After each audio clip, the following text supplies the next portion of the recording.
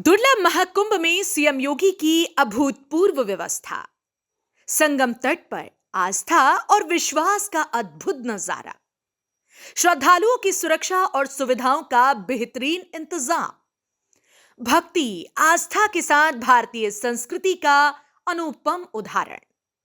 त्रिवेणी संगम तट पर उमड़ रहा आस्था का सैलाब। प्रयागराज महाकुंभ में श्रद्धालुओं की भारी भीड़ उमड़ रही है। मुख्यमंत्री योगी आदित्यनाथ ने इस दुर्लभ महाकुंभ के लिए अभूतपूर्व व्यवस्थाएं बनाई हैं। योगी सरकार ने यहां आने वाले श्रद्धालुओं के लिए भारी सुरक्षा और सुविधाओं का बेहतरीन इंतजाम किए हैं। श्रद्धालुओं के खाने पीने और ठहरने से लेकर ठंड से बचने की तमाम व्यवस्थाएं की गई हैं। पार्किंग से लेकर संगम तट तक पहुंचने के लिए पुलों की व्यवस्था की गई है। इंतजाम ऐसा कि लोगों का भय और भ्रम दोनों दूर हो गए हैं। यही कारण है कि संगम तट पर एकता, समता और समरसता के दर्शन हो रहे हैं। श्रद्धालु बिना किसी भेदभाव के दिव्य साधु संतों के दर्शन कर संगम पर आस्था की डुबकी लगा रहे हैं। ये ऐतिहासिक महाकुंभ केवल एक आध्यात्मिक अवसर नहीं है, बल्कि ये समाज के सभी वर्गों को एक साथ जोड़ने का भी काम करता है। यहाँ पर बड़ी संख्या में संत, महात्मा और साधु मिलकर ध्यान और साधना करते हैं, जिससे सामाजिक और सांस्कृतिक समरसता का आदान प्रदान होता है। पौष पूर्णिमा और मकर संक्रांति स्नान की शांतिपूर्ण संपन्न होने के बाद महाकुंभ में भक्तों की आस्था का सैलाब उमड़ रहा है। देश विदेश से करोड़ों श्रद्धालु त्रिवेणी संगम तट पर पहुंचकर आस्था की डुबकी लगाकर पुण्य अर्जित कर रहे हैं। कल्पवासियों, साधु संतों और श्रद्धालुओं की भारी भीड़ संगम तट पर आस्था और विश्वास का अद्भुत नजारा पेश कर रही है। इस बार का महाकुंभ का ऐतिहासिक महत्व है। यह महाकुंभ खासतौर से 144 वर्षों के बाद हो रहा है और इस बार सूर्य, चंद्रमा, शनि और बृहस्पति ग्रहों का एक दुर्लभ और शुभ संयोग बन रहा है। इस समय की खगोलीय स्थिति को समुद्र मंथन के समय से जोड़ा जाता है। इस संयोग को शुभ, दिव्य और अद्भुत माना जाता है।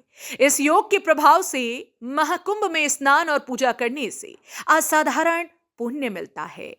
हिंदू धर्म में कुंभ मेले का आयोजन हर 12 साल में 4 पवित्र स्थलों हरिद्वार, उज्जैन, नासिक और प्रयागराज में किया जाता है।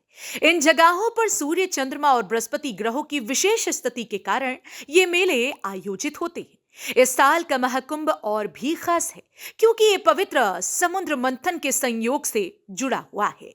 इस मंथन से पृथ्वी पर विशेष ऊर्जा का अवतरण होता है, जिससे ये मेला अधिक पवित्र और दिव्य बन जाता है। माना जाता है कि महाकुंभ में स्नान करने से न केवल पापों का नाश होता है, बल्कि व्यक्ति को मोक्ष की प्राप्ति भी होती है। इसके बाद 29 जनवरी को मौनी अमावस्या और बसंत पंचमी के पर्व पर होने वाले अमृत स्नान की तैयारियां भी परवान चढ़ रही हैं। मुख्यमंत्री योगी आदित्यनाथ ने मौनी अमावस्या पर महाकुंभ के प्रमुख अमृत स्नान पर्व को लेकर विशेष प्रबंध का निर्देश दिया है। बीते रोज यहां मुख्यमंत्री ने अधिकारियों को निर्देश दिया कि गणतंत्र दिवस, मौनी अमावस्या और वसंत पंचमी पर महाकुंभ मेला क्षेत्र में भीड़ प्रबंधन के साथ ही संचार तंत्र को और उत्कृष्ट बनाया जाए। भीड़ प्रबंधन के लिए इन विशेष दिवसों पर पांटून पुल पर आवागमन वन वे रखा जाए। दोनों स्नान पर्वों पर पूरे मेला क्षेत्र को नो व्हीकल जोन घोषित किया जाए।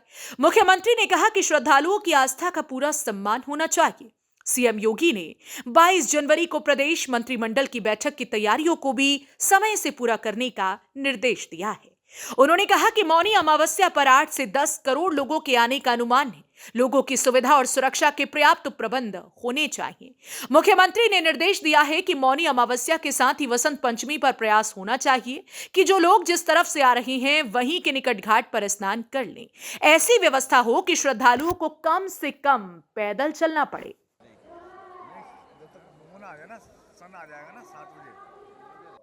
मित्रों,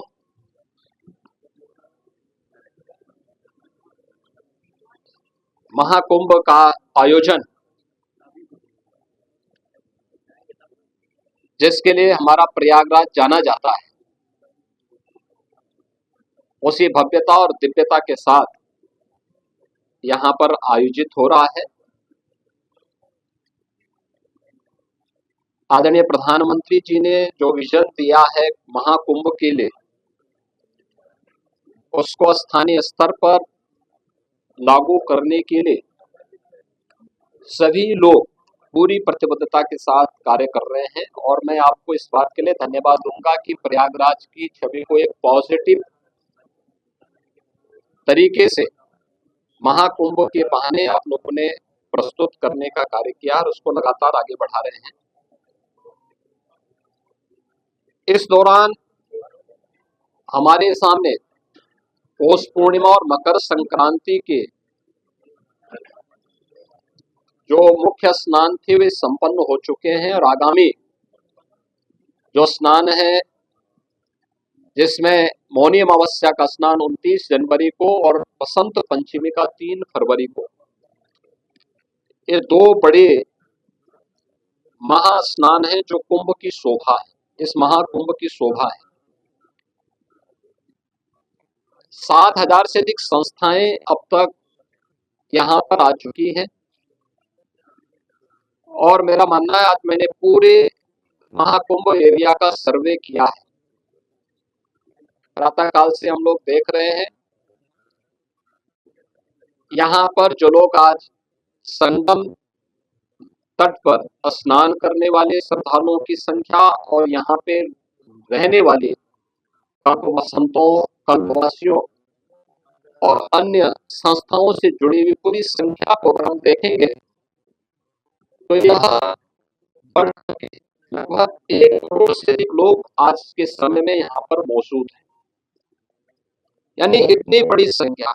और उसके लिए पूरी तत्परता के साथ यहाँ पर सभी विभाग मिलकर के, केंद्र और राज्य सरकार के सभी विभाग मिलकर के पूरी प्रतिबद्धता के साथ लग करके उनकी सुविधा के लिए, उनकी सुरक्षा के लिए भव्य दिव्य और डिजिटल कुंभ की परिकल्पना को साकार करने के लिए, उनकी आस्था को सम्मान देते हुए और आधुनिकता के साथ जोड़ने के लिए कार्य हो रहा है।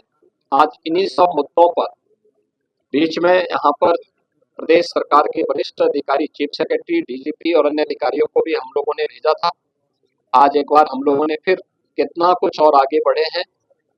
29 और 3 फरवरी के महास्नान के आयोजन को ध्यान में रख करके पूरी व्यवस्था का हम लोगों ने अवलोकन किया है और मुझे पूरा विश्वास है कि भगवान प्रयागराज और माँ गंगा की कृपा से हम लोग यहाँ पर इन दोनों स्नानों को भी सकुशल संपन्न करने में सफल होंगे। महाकुंभ में आदरणीय प्रधानमंत्री जी का, आदरणीय राष्ट्रपति जी का, आदरणीय उपराष्ट्रपति जी का कार्यक्रम भी प्रस्तावित है। बहुत शीघ्र उन तिथियों को केंद्रीय गृह मंत्री जी आदरणीय अमित शाह जी का भी कार्यक्रम प्रस्तावित है। अन्य महानुभावों के भी कार्यक्रम यहाँ पर लगातार चल रहे हैं। पूर्व राष्ट्रपति आदरणीय रामनाथ कोविंद जी इस समय महाकुंभ के आयोजन के साथ जुड़े हुए हैं। तमाम राज्यों के माननीय राज्यपालगण, माननीय मुख्यमंत्रीगण लगातार यहाँ आ रहे हैं। हमारे उच्चतम न्यायालय और उच्च न्यायालयों के माननीय न्यायमूर्तिगण भी और विभिन्न राज्यों से जुड़े हुए माननीय जनप्रतिनिधिगण भी लगातार यहाँ पर आकर के स्नान में भाग ले रहे हैं।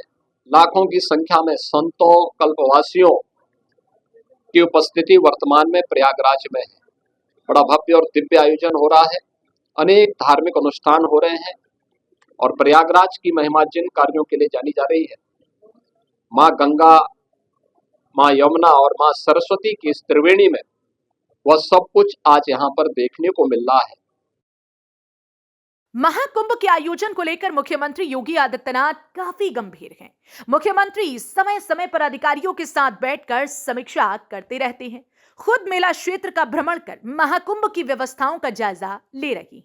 यही कारण है कि पौष पूर्णिमा और मकर संक्रांति पर्व पर अमृत स्नान शांतिपूर्ण संपन्न हुए और अब आने वाले 29 जनवरी को मौनी अमावस्या और वसंत पंचमी की तैयारियां तेज कर दी गई हैं, जब करोड़ों श्रद्धालु संगम में डुबकी लगाएंगे। कुल मिलाकर मुख्यमंत्री योगी आदित्यनाथ के अथक प्रयासों से महाकुंभ ने भक्ति और आस्था के साथ साथ भारतीय संस्कृति का अनुपम उदाहरण प्रस्तुत किया है। Bureau report.